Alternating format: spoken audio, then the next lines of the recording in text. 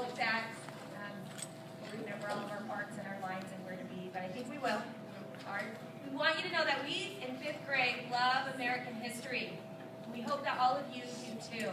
So this is, if you listen really carefully, you might learn something that you didn't know. So we'd like you to be a really great audience. Please clap when it's appropriate, but don't talk to your neighbor. And just enjoy this great presentation from the 5th grade classroom.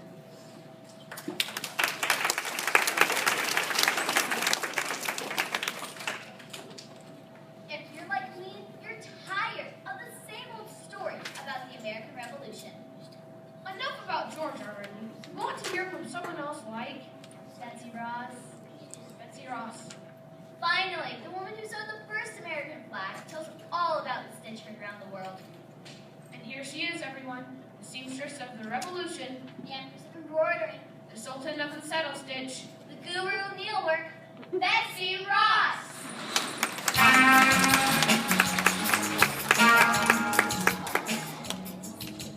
Tell us, Betsy, tell us. Shoo-wee-doo-doo-doo-doo-doo. Come on, Betsy, tell us. Shoo-wee-doo-doo-doo-doo-doo. Tell us how you're sewing. Help us with a word. Tell us, Betsy, tell us. Tales we told before. Tell us, Betsy, tell us. Shoo-wee-doo-doo-doo-doo-doo. Come on, Betsy, tell us.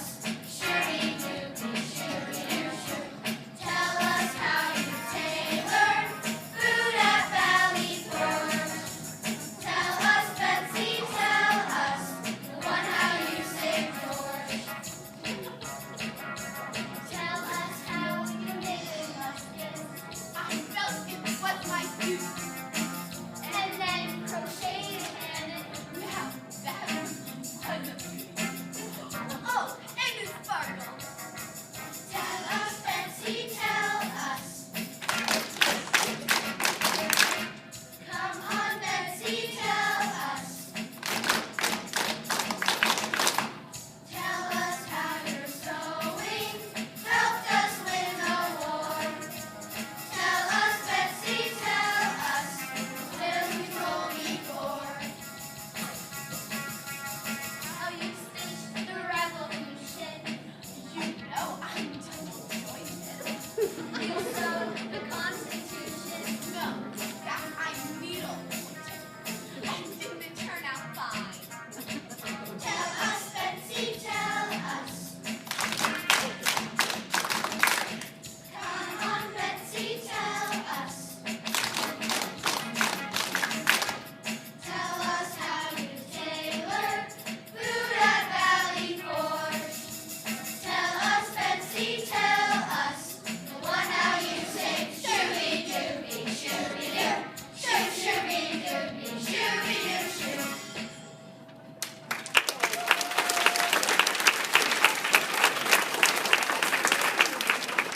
Betsy, can you tell us about the American Revolution again? Oh my, it's been so many years. Please. Okay. Let's see. A good place to start is when England defeated France and Spain in a long war. My dad told me about that. The colonists helped the British defeat the French here in America in 1763. Yeah, but the French and Indian War was just a small part of a much bigger conflict. A patch in the quilt of world politics. England became the leading power in the world. How King George III loved him.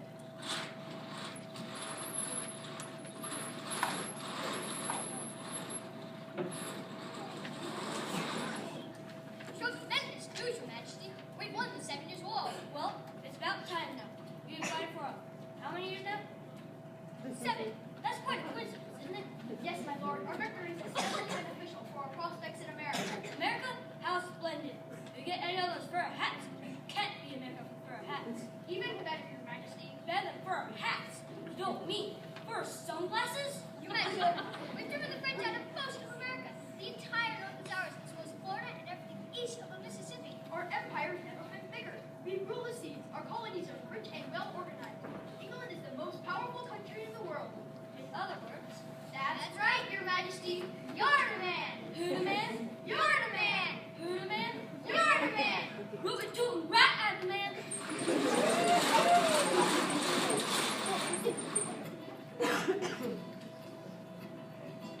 Franco, Spain. We fought the French. We whipped the world. Yeah, we're immense. Our colonies are our great joy. Hey, America, our favorite toy. And it's great to be an empire. Everyone shines your shoes. Yeah, it's great to be an empire. Nobody can refuse. It's great to be an empire in its early days, in its early ways.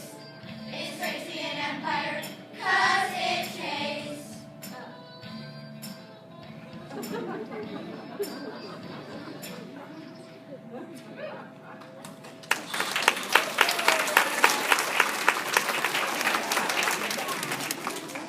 What does it mean? Does being an empire come with a retirement plan and a salary and stuff like that? Even better, England was in debt for over 140 million pounds. King George in Parliament figured the colonists could help pay. 140 million pounds? Wow, like you need a diet for ages to lose that much weight. Pounds is in English money, dear. The British Parliament passed a series of acts that placed duties and taxes on the colonists. By 1767, they weren't happy.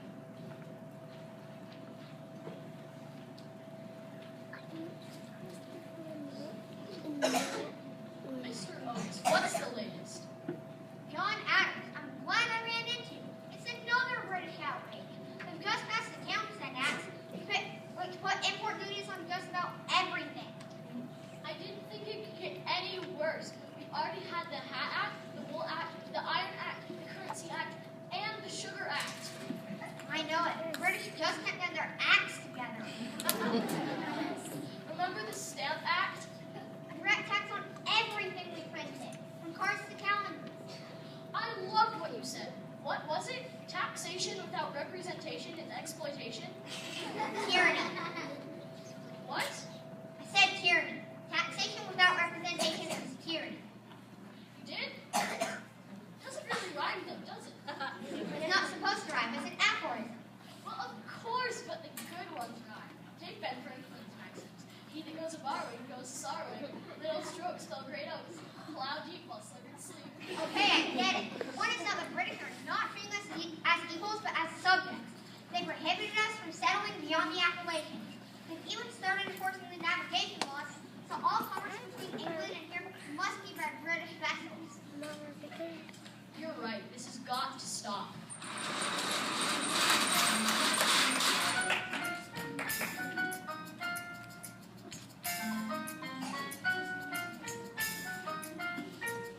They're taxing my coffee, my paper, my wine. They're paying for theirs with what ought to be mine. They're taxing my glass and everything I see. They call them levies.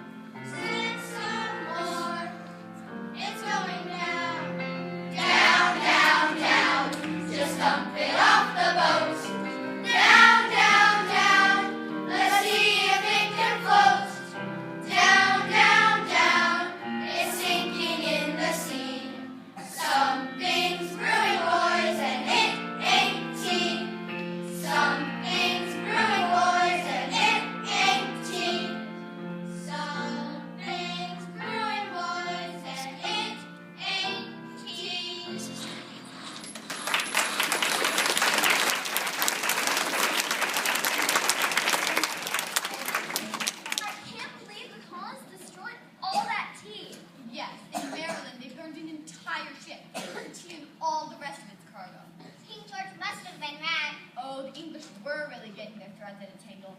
They closed Boston Harbor, put restrictions on town meetings, and trials for officials who killed colonists were moved to England. Betsy Ross, I'm so glad you're home. John Jay! You look like you've bust a stitch. I've been trying to knit a sweater for my dachshund, but something's gone terribly wrong. Oh, fine. Let me take a look. But Betsy, what happened after the British shut down Boston Harbor? Why, we called the First Continental Congress. Were you there, Mr. J? Sure was. 55 men gathered, including D. John and Sam Adams, George Washington, and Patrick Henry. I don't know what course others may take, but as for me, give me liberty or give me death! Is that Patrick Henry? Don't encourage him, children, or we'll just keep doing it.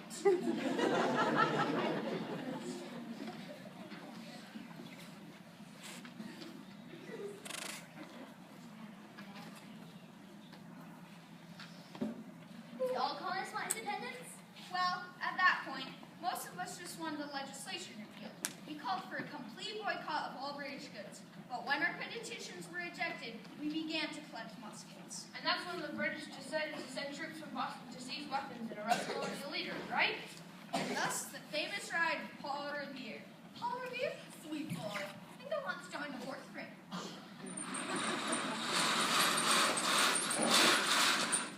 The redcoats are coming! The redcoats are coming! Calm down, Paul. It's nearly midnight. We'll wake the kids. Wait, the redcoats are coming. Sit down, children. Your father's just a bit. Of course I noticed. The British troops are coming to arrest our colonial leaders and take our weapons and supplies. Are they coming by land or by sea? I don't remember. I think it's 2 land. It's by land. 1 if by sea. Maybe it's 1 if by land and 2 if by sea. I think 3 means they're coming by blim. Take it easy. After the one people are Lexington and Concord. Yes, must go at once.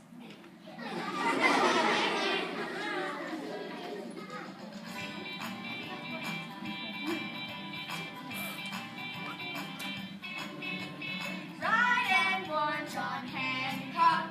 Alert Sam Adams too. The British will arrest them. Their fate is up to you. Hurry, Paul dear, hurry. Do not stop to chat.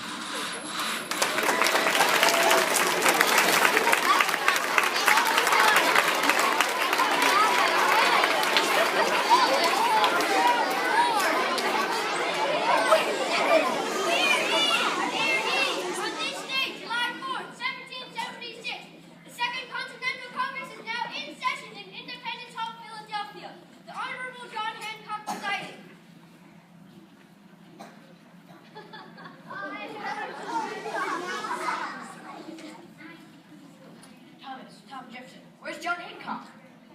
Oh, hello, Ben. Well, I sent Harold to get some coffee cake. Coffee cake? Of course. What's a Continental Congress without a continental breakfast? I hardly agree, Tom. We have a selection of coffee juices and those delicious individually wrapped dishes. True, but I thought John needed something to do this morning. He's been acting a bit strange since we voted to close the Declaration of Independence this morning. A brilliant document, Tom. I know we must all hang together, or surely we shall all hang separately. It's been over a year since the first shots were fired between us and the British. Just a month later, we elected George Washington to head the Continental Army. We've been unofficially at war ever since. King George has rejected our efforts at reconciliation. Tom Paine put it nicely when he wrote that these are the times that try men's souls. Yes, that was well put. It doesn't look rhyme though, does it? What? I think one of Maxim's sick of this with a cute rhyme. Vessel dollars may bend you more, but let what she's sitting short. See how it goes? Sure, Ben, but I don't think... Or remember this, here skunk lies as snug as a bug in a rug. What exactly does that even mean? That doesn't matter. I've got 4 rhyme words out of 10. That's a 40% rhyme rate. You won't find any of the British words. Take Shakespeare or Pope, for example. If you got 10, maybe 15% rhyme rate max. That's great, Ben. Rate is crucial. The British may have better trained soldiers. They may have more money, experience, and weapons. But America has rhymes. Victory will be ours. Oh, look out! Here's John Hancock! Where is it? Where is it? What are you looking for? The Declaration of Independence, of course. It's quite exciting, isn't it? You bet. But where is it? You're in top 10. He wrote it. Tom, say the bit about self-evident truths again. We hold these truths to be self-evident, that all men are created equal, that they are endowed by their Creator with certain inalienable rights, which among these are life, liberty, and the pursuit of happiness. Yeah, that's great, but where is it? Where's the parchment itself? I'm ready. Ready for what? Ready to sign it, of course. John, I told you this morning, the final document won't be ready to sign for a month or so. But I'm ready now. I've been practicing.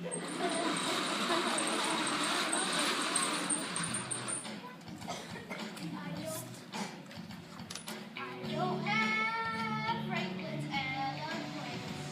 I don't have Thompson's common sense. But man's nothing, it sure's intense. Tom, where do I sign? George Washington and all his staff, they fight real hard on our behalf. But you should see my autograph. Tom, where do I sign? Where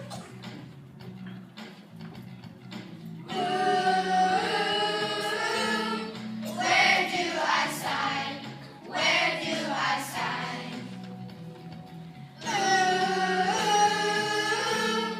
Where do I sign? Where do I sign? Where do I sign? He's practicing on all the walls, on tablecloths and bathroom stalls. Good thing we don't yet have baseballs.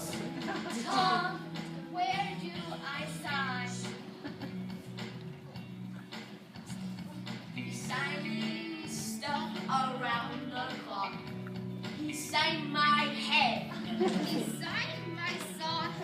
No, you can't stop my John Hancock. Tom, where do I sign?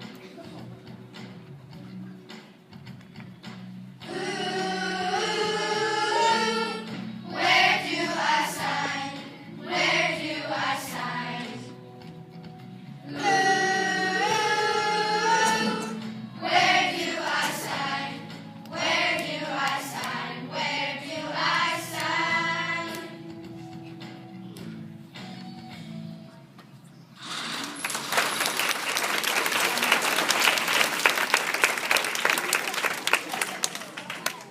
Does Thomas really think we could beat the British Empire? Well, we definitely had some disadvantages. I'll say, there is no real unity. Colonies distrusted each other. There was no central authority to raise money through taxes. The army was hard to organize, together. And don't forget, probably no more than 1/3 of the colonies wanted independence all that much.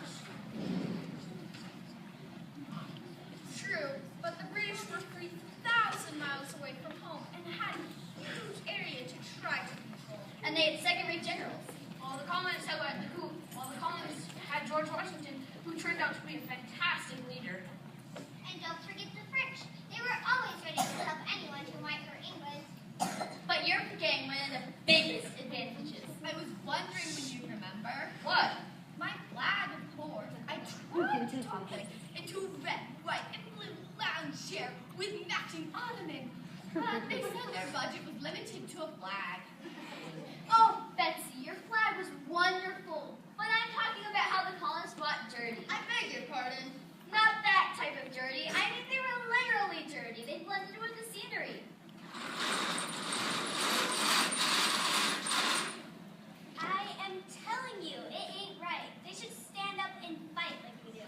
Yeah, instead of sneaking around with those fur caps and deerskin coats all quiet like, you can't even see them. It ain't fair. I mean, look at us, all polished up, bright and red. You can see us coming miles away. That is the proper way to fight. Exactly. We stand up straight and wait our turn to shoot or be shot at. It's gentlemanly. None of this sticking around. Well, I'm on to them. You won't find one of those Minutemen sneaking up on me. No, sirree. In the brush, on the ground, we are here, all around. In the stream, in the tree. Bet you can't find me, boys. Bet you can't find me, Bet you can't find me. Come out and fight like a man. In the chimney, on your roots, in your tent, in your boots, over here, in your tea. Bet you can't find me, boys.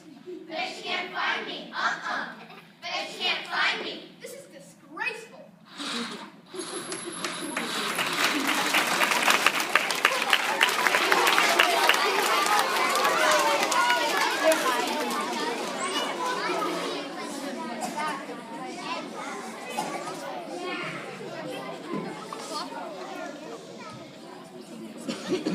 Good evening, folks. Welcome again to the History Channel's Home Shopping Network. Alice, what do we have for our shoppers tonight? First, tonight we got memorabilia from the American Revolutionary War. Excellent. Well, let's get right to it. We've got over 6 years of war vision from which fighting in every colony and more than a dozen recorded battles. Our first item, number J57, is a boot from John Rubin, the British general lost about Saratoga. Bill? Wow, I guess we don't have many of those left. Just two. They came from the famous battle in 1777 and gave the cause of badly needed. Smell that, Alice. What? Go on, take a whiff. You know what that smells like, Alice? A really, really old boot? No, it smells like victory. And you too can grab victory from defeat by phoning us right now to purchase General Burgoyne's shoes. Victory from defeat. Get it? What's that look like? There, Alice. This is B-64. A snowball from Valley Forge in Pennsylvania where George Washington and his army forces spent a devastating winter. These things are going fast, folks. We sold out in just 15 minutes the last time we offered these at this unbelievable trying price. Just one per customer, please. We have just a few more minutes before it's all completely melts under the studio lights. And we've got a satisfied customer on the line. Hello, who are you? Where are you calling from? And tell us just how much you love your snowball. You You sure are. I'm Comte de Rochambeau. I'm from France. How wonderful! General Rochambeau arrived from France in 1780 with over 6,000 troops to aid the colonies. French help was decisive in winning the war. Rochambeau, you say? Didn't you invent chocolate eclairs? No, I was commander of the French troops at the Battle of Yorktown alongside George Washington. That's such a good. Terrific. So tell us, how do you like your snowball? You probably serve it with some really fancy French sauce, am I right? I have no idea what you are talking about. I am the general, not this shit. Our next internal item is being brought to us right now by John Paul Jones. Hi, Alice. I hope the American Navy get its sea legs and even defeated a number of British ships off the coast of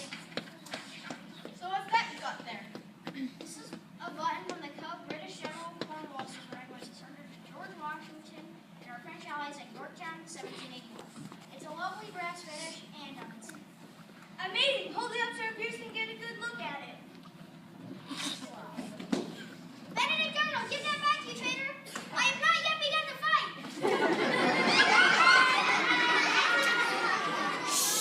I guess they'll do it for us too. Good night.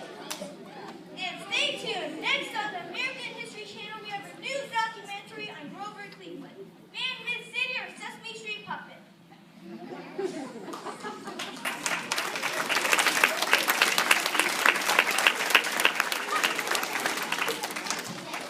So what happened after the British surrendered, Mr. J?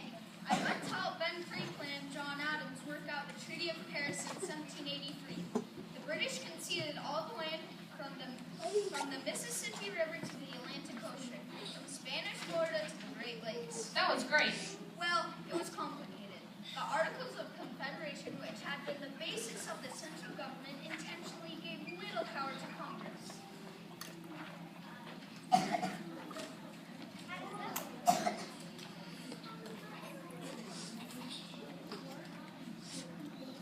Couldn't they do anything?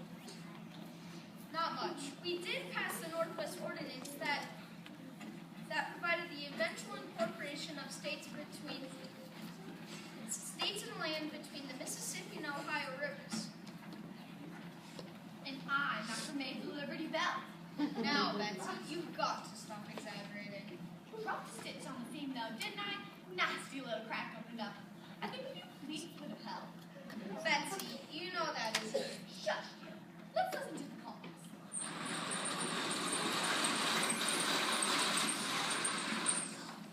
What more could we ask for? We've got 13 independent states and Ocean Federation. There's no objective mention of central government. We don't need nothing around here. But Congress has no power to control commerce or enforce its tax collection program. Exactly. It's perfect. It's all up to the individual states now. I don't know. Are you sure this is a good thing? What could go wrong?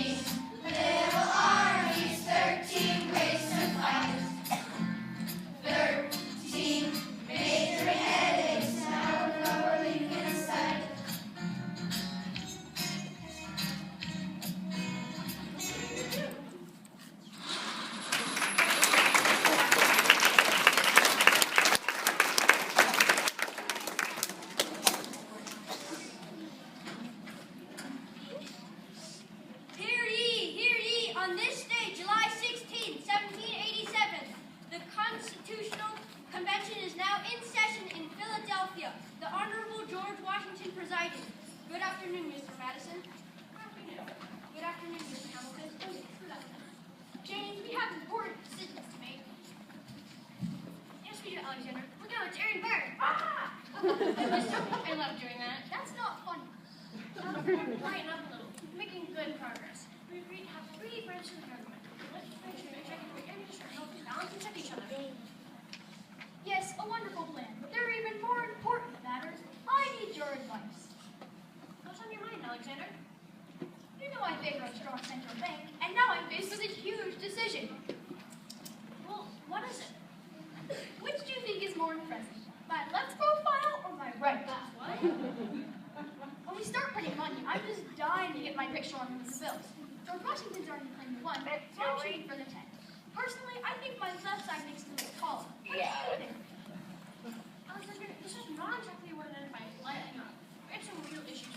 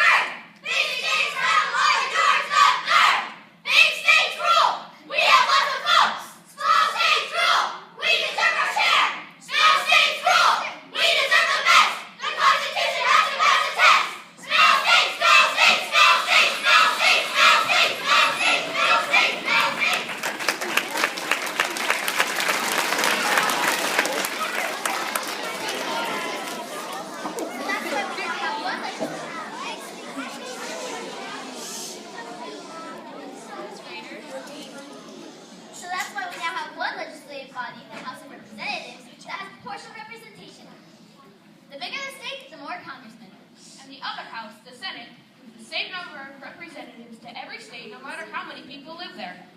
That's right. Like so much else in the Constitution, it was a compromise. Like deciding to count a slave as 3/5 of a person? We weren't perfect, Betsy. I know it. But we did stop the slave trade 20 years later. Yes, dear. Altogether, it was a beautifully stitched document. Did everyone like the Constitution? Oh no. Some people thought it gave the central government too much power. Others thought the states had too much authority. I wrote some of the Federalist Papers to help convince people to vote for it. Did it work? Well, it took a while. We had to promise a Bill of Rights would be added. The Constitution was officially adopted on June 21st, 1788. Wow, that first election must have been something. It was. The House of Representatives were elected directly by the citizens of each state. The legislatures were elected by the senators of each state. And George Washington was unanimously elected president by the Electoral College. How does that work? No one knows, dear. It's a complete mystery. Please, Betsy, it's just a bit complicated. Why would we let these fellows here explain, since they're on their way to participate in the first electoral college? So, how exactly does this work? Dunno.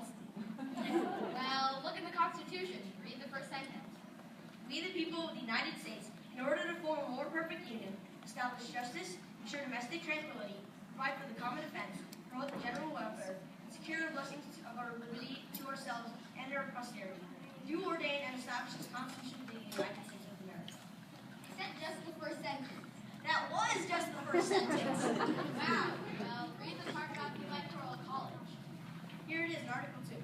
The electors shall meet in their respective states, and vote by ballot for two persons, whom one at least shall not be an inhabitant of the same state with themselves. Not an inhabitant of the same state as themselves? How does that work? No. Here, maybe this will help. But in choosing the president, the vote shall be taken by states. Each state, the representation from each state having one vote. Quorum for this purpose shall consist of members, 4 members from 2/3 of the state, and a majority of the state shall be necessary to a choice. What does that even mean? Who cares? I don't know, but who cares what it means? We get to vote.